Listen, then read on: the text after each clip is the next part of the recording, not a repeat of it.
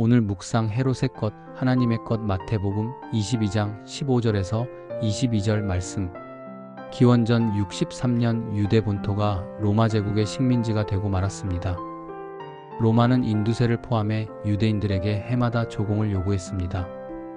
로마에 바쳐야 할 조공은 대제사장을 포함한 현지 관리인들을 통하여 이루어졌습니다.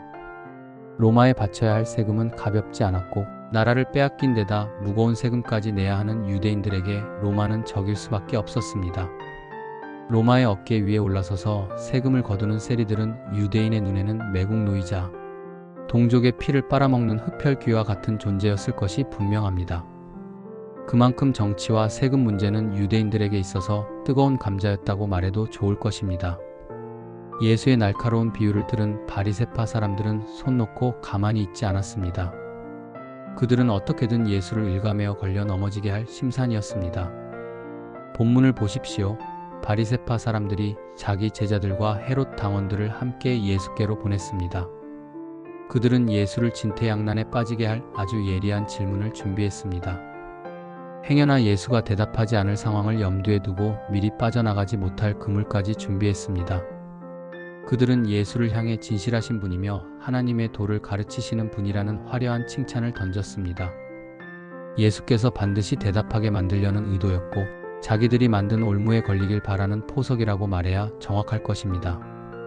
사전 작업을 마친 후 그들은 너무나 민감한 세금에 관한 질문을 던졌습니다. 황제에게 세금을 바치는 것이 옳은지 그른지에 관한 질문이었습니다. 예수가 만약 황제에게 내는 세금을 반대한다면 대사제 등 당대 최고 권력의 대리인들은 예수가 로마 권력에 대한 저항을 선동한다고 고발할 것입니다. 예수가 세금을 승인한다면 경제적 이유와 신앙적 이유로 로마의 불만을 가진 군중들에게 불신을 받을 것입니다. 이 질문의 목적은 예수를 자극하여 민심을 거스르는 발언을 하게 해서 군중들로부터 소외시키는 것이었습니다. 이렇게도 저렇게도 대답하기 어렵습니다. 어느 쪽을 선택하든 그 결과는 철퇴로 돌아가리라고 생각했을 것입니다.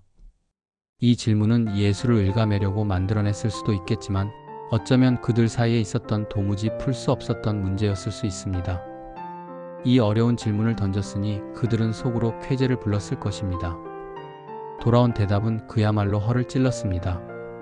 예수께서는 동전에 있는 얼굴과 새겨진 글자가 누구 것이냐고 물으셨습니다. 그 동전은 로마 화폐였고 당연히 가이사의 얼굴이 있었습니다. 예수께서는 가이사의 것은 가이사에게 바치고 하나님의 것은 하나님께 바치라고 말씀하셨습니다. 가이사에게 속한 것은 가이사에게 주고 하나님께 속한 것은 하나님께 드리라는 가르침입니다. 예수의 말씀은 먼저 세금과 관련해서 가이사에게 바쳐야 할 세금을 가이사에게 바치라는 의미로 읽어낼 수 있습니다. 탈세나 불법을 허락하지 않는다는 뜻입니다. 또한 이 말씀은 하나님께 드려야 할 것이 있다는 것도 알려줍니다. 그리스도인은 이 땅을 살아가기에 국민의 한 사람으로 의무와 책임을 다해야 할 것입니다. 동시에 하나님 나라의 시민다운 태도를 보여야 할 것입니다. 본문과 조금은 결이 다르지만 돈에 관해 이야기를 이어가고 싶습니다. 요즘은 돈에 관해 설교하기가 어렵습니다. 헌금에 관해 설교하면 설교자도 청중도 마음에 상당한 부담이 생깁니다. 그만큼 돈이 우리에게 중요한 위치에 있고 상당한 부분을 차지하기 때문일 것입니다. 한때 11조는 뜨거운 감자였습니다. 지금은 그마저 시들합니다. 11조를 드리지 않는 사람이 압도적으로 많기 때문입니다. 헌금을 많이 드리자는 뜻이 아닙니다. 11조를 강요하고 싶은 마음은 없습니다.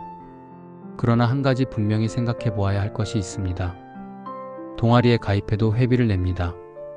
인터넷상에서도 회비를 내며 유료 어플을 사용하기도 합니다. 조금 더 특별한 단체에 가입한다면 상당한 회비도 아깝게 여기지 않습니다. 당연히 그 단체에서 제공하는 특권을 누립니다. 교회는 동아리도 아니고 로터리 클럽이나 골프 클럽도 아닙니다. 안타깝게도 돈과 관련해서는 교회를 동아리나 로터리 클럽 혹은 골프 회원권만도 못하게 여기는 것은 아닌지 궁금합니다. 교회의 일원이라면 교회를 운영하고 세워가기 위해 재정과 관련해서도 책임을 짊어지는 태도가 있어야 하지 않을까요? 한 번쯤은 자신에게 질문하고 대답해 보아야 할 문제라 생각합니다. 우리는 여기서 멈출 수는 없습니다. 그리스도인은 모든 것이 하나님이 주신 것이며 나의 생명까지도 하나님의 것이라고 고백하는 사람입니다.